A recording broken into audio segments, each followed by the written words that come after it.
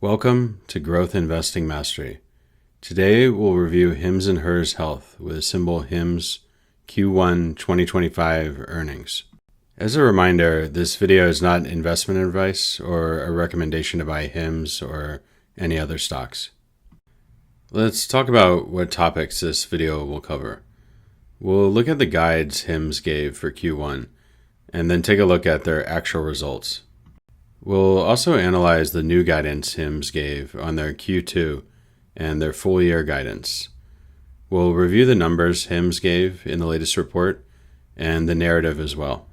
Lastly, we'll do a summary of our findings of the Q1 report. And this video is not going to review our full earnings process this time. I think we may do that once per earnings season or do a separate video on that. Let's take a look at the guidance HIMS gave us 3 months ago for their Q1. And just to give a quick intro on HIMS, they're a telehealth provider with personalized solutions, and they're growing really fast. The company projected Q1 revenue to be $520 to $540 million, and at the top end, that would be plus 91% year over year. They projected adjusted EBITDA for Q1 to be $55 million to $65 million.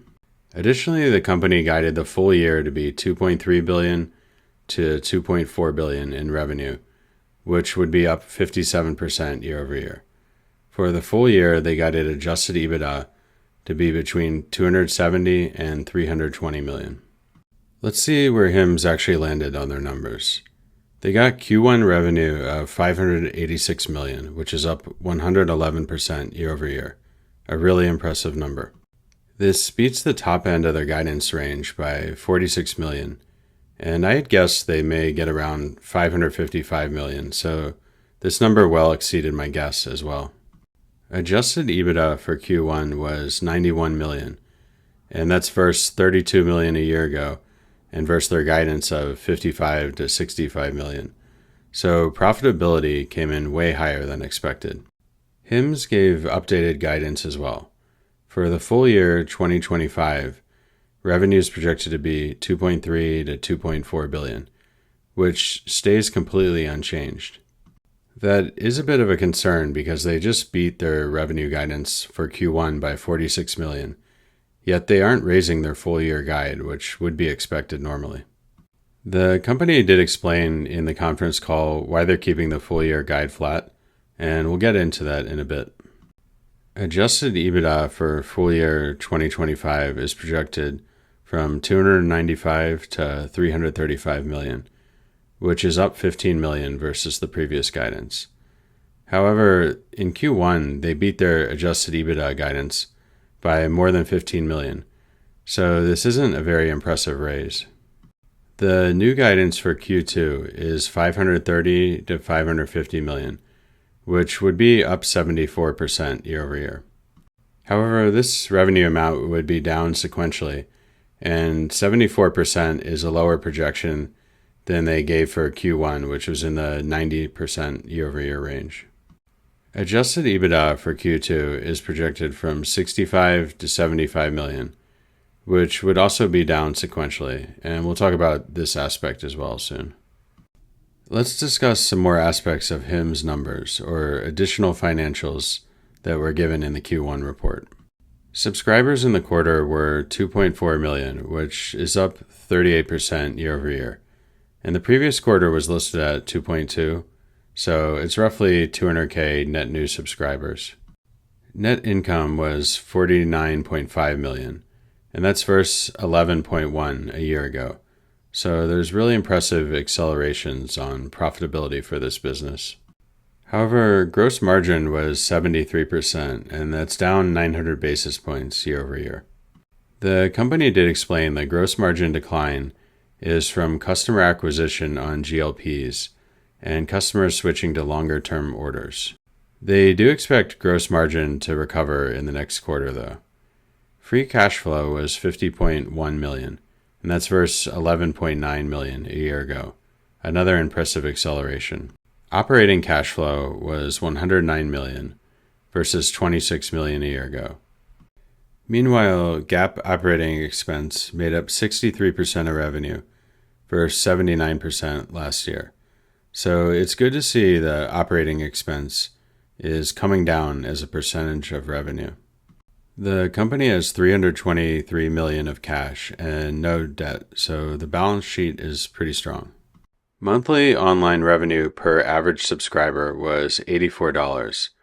That's up 50% year over year, but management did warn this metric will moderate as users transition off of commercially available semaglutide. Additionally, last year, GLPs just started getting offered, so the 50% year-over-year growth may not be as impressive as sound. I think the orders are mostly staying flat outside of the GLP numbers. The company mentioned 60% of subscribers use a personalized solution, and 80% in dermatology use a personalized solution on the HIMS platform. Both subscriber growth and non-GLP segments are growing over 30%. However, last quarter they said the non-GLP business was growing 40% year over year. So that is a little bit of a slowdown on the non-GLP business in terms of growth rate. Let's now look at some aspects of HIMS narrative from this latest Q1 report. The CEO gave a comparison to Netflix with a broad subscriber base and using data insights to enhance customer experiences. Liraglutide, the generic GLP, was launched in March on the HIMS platform. HIMS recently announced a long-term partnership with Novo in April, and the stock shot up on the news.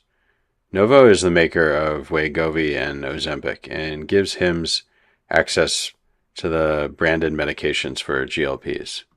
The CEO did mention this is an important signal and shows trust from a major pharmaceutical leader. HIMS closed an acquisition of an at-home test provider, similar to blood tests, but it doesn't use a needle, and there's a lower fear factor for customers who are afraid of needles. The new types of diagnostic tests can look at biomarkers tied to heart, hormone, liver, and thyroid, for example. And these lab diagnostics allow expansions to menopausal and testosterone treatments. The company mentioned potential scaling opportunities internationally in the UK, and they're seeing early traction there. I was surprised by this comment because I thought HIMS was US only, and I didn't know they were already expanding to the UK. That's a promising sign. The CEO mentioned 5 core drivers of growth: personalization capabilities, expanding specialities, precision care with their product MedMatch, strategic partnerships such as with Novo, and then scaling globally. The company expects to launch their low testosterone and menopausal offerings before year end. Additionally, data and insights provide a foundational element in identifying solutions for their customers. Let's continue examining the narrative for HIMS. They mention again they're democratizing higher quality treatments that used to be only available to the wealthy. The payback period for marketing and ad spend is less than a year, and this is something management tracks closely, they say. The company is seeing real operating leverage, as they put it, as revenue scales up. And as I mentioned before, the company expects gross margin to improve in Q2 because a lot of the legwork for scaling their GLP business has been completed. There's more upper funnel awareness through the Super Bowl ad, and they had a record level of efficiency for marketing spend, where just 39% of revenue was spent on marketing, a record low. The company is seeing retention gains from personalized solutions and a shift towards premium products. Organic and other lower-cost channels are working well right now. The company invested $59 million in capital expenditures in Q1. The major CapEx project that management mentioned is expanding their Arizona facility from 400K square feet to 700K square feet.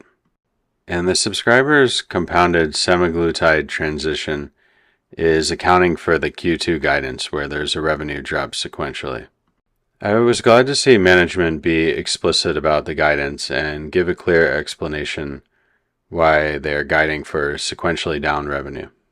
Management mentioned they're spending a lot of time and meals together with Novo, and that's promising. It seems like they're developing a very deep relationship with one of the big pharma giants who's innovating a lot. The CEO emphasized it's the provider who decides if a personalized GLP is okay. It's not managed by the finance team or by the marketing team. And the CEO reiterated there's low interest in integrating insurance. It's too complicated and inefficient were the reasons he gave. Let's summarize the Q1 report for HIMS.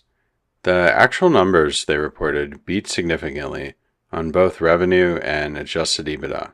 However, the upcoming revenue guidance for full year 2025 remained unchanged, and that's potentially concerning considering they just beat revenue on this current quarter by a lot. The GLP shortage ending does impact HIMS business, especially on the compounded semaglutide offering. The company is transitioning compounded subscribers to the newly available weight loss solutions. The collaboration with Novo sounds extensive and long-term, which is really promising. HIMS acquiring peptide facilities opens up new TAM on hormone-related treatments, as well as at-home testing treatments. Overall, the narrative seems on track for HIMS.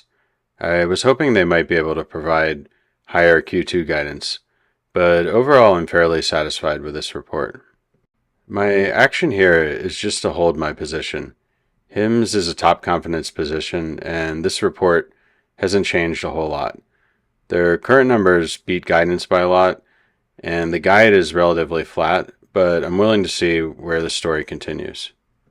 This concludes the video on HIMS for Q1 earnings.